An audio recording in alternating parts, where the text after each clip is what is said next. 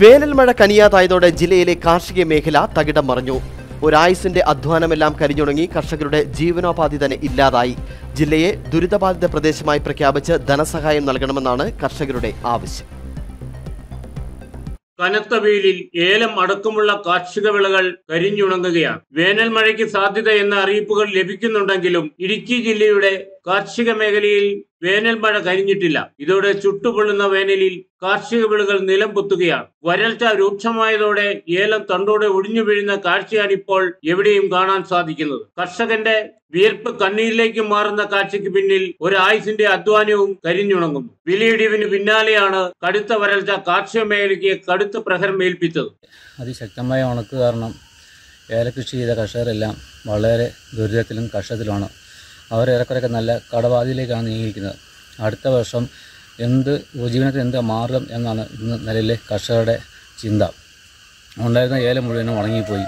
മഴയൊട്ട് പെയ്യുന്നുമില്ല. ഞങ്ങളുടെ ഈ കാഞ്ചേരിനകത്ത് ഇതുവരെ മഴ പെയ്തിട്ടില്ല. മഴയില്ലാത്ത കാരണം കൃഷി മുഴുവൻ ഉണങ്ങിപ്പോയേക്കുമാണ്.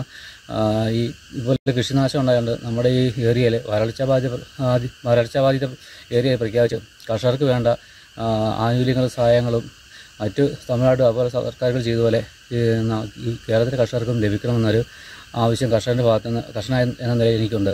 ജില്ലയിലെ ഭൂരിഭാഗം മേഖലയിലെയും ഏലം, കുരുമുളക്, കാപ്പി, തേയില അടക്കമുള്ള കാർഷിക വിളകളെ വേനൽ ചൂട് നാമാവിശേഷമാക്കുകയാണ്. ഇതോടെ കാർഷിക മേഖല വലിയ പ്രതിസന്ധിയിലാണ് അകപ്പെട്ടിരിക്കുന്നത്. സർക്കാരിന്റെ ഭാഗത്തു നിന്നും ധനസഹായം ലഭിക്കണമെങ്കിൽ ചെറുകിട കർഷകനെന്ന സർട്ടിഫിക്കറ്റ് കൃഷി ഓഫീസിൽ നിന്നും ലഭിക്കേണ്ടതുണ്ട്. എന്നാൽ അവിടെയും കർഷകനെ കാത്തിരിക്കുന്നത് നിരാശയുടെ പേപ്പർ താളുകൾ മാത്രമാണ്. വിളകൾക്ക് മുകളിൽ നെറ്റടക്കം വലിച്ചു കെട്ടിയാലും മണ്ണിനെ ബാധിക്കുന്ന കടുത്ത താപനില പരിഹാര മാർഗങ്ങളെ തച്ചുടയ്ക്കുകയാണ്. ഇതോടെ കാർഷിക മേഖല കടുത്ത അറുതിയിലേക്കാണ് നീങ്ങുന്നത്. സർക്കാരിന്റെ ഭാഗത്തു നിന്ന് ജില്ലയെ ദുരിതബാധിത പ്രദേശമായി പ്രഖ്യാപിച്ച് അടിയന്തര ഇടപെടൽ ഉണ്ടായില്ലെങ്കിൽ കറുത്ത പൊന്നിന്റെ നാട് കരിഞ്ഞ കൃഷിയിടങ്ങളുടെ നാടായി മാറും. KK Jayakumar, Idukki vision news, Kanchiyar.